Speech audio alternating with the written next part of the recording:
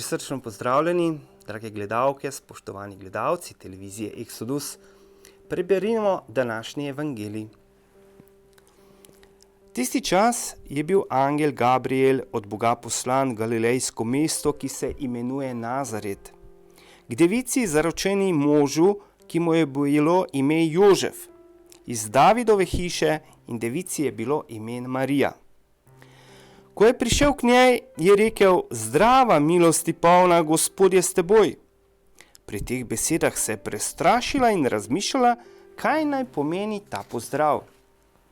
Angel je rekel: "Ne boj se, Marija, kajti našla si milost pri Bogu. Glej, spočela boš in rodila sina, ki mu daj ime Jezus. Ta bo velik in sin najvišjega. Gospod Bog mu bo dal prestol njegovega očeta Davida, kraljeval bo Jakobovi hiši vekomaj in njegovemu kraljestvu ne bo konca." Marija pa je rekla angelu: "Kako se bo to zgodilo, ko moža ne spoznam?" Angel ji je odgovoril: "Sveti Duh bo prišel nate in moč najvišjega te bo obsenčila, zato bo tudi sveto, ki bo rojeno, Božji sin. In glej, tvoja sorodnica Elizabeta je tudi spočela v svoji starosti, in to je 6. mesec njej, ki je nerodovitna, zakaj pri Bogu ni nič nemogoče." Marija pa je rekla: "Glej, dekla sem Gospodova, zgodi se mi po tvoji besedi." In angel je šel od nje. Drage sestre, dragi bratje, v današnjem evangeliju, evangelskem odlomku, nam Luka poroča o angelovem oznanjenju Mariji. Ta evangelij navadno beremo 25. marca, na praznik Gospodovega oznanjenja, 9 mesecev pred Jezusovim rojstvom. Ko je angel prišel k Mariji, jo je najprej pozdravil z besedami: "Veseli se, milosti polna, Gospod je s teboj."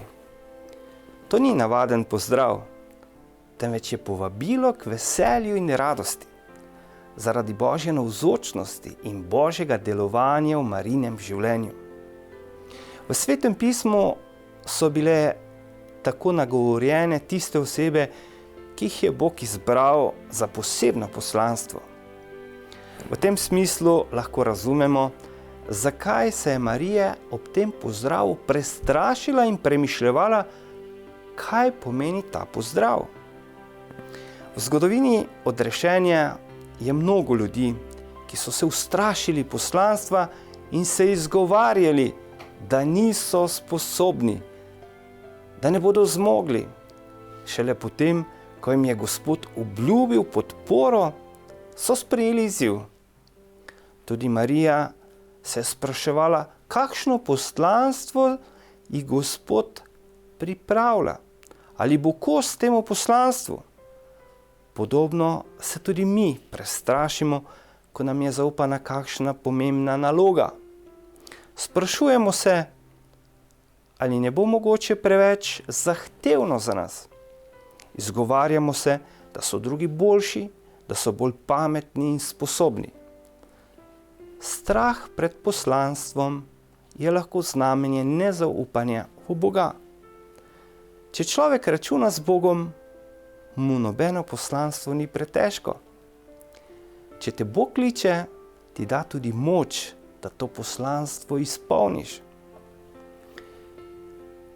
Kako je angel pomiril Marijo?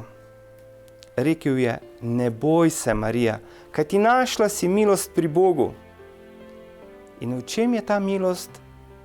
Spočela in rodila bo Božjega sina, ki se bo imenoval Jezus.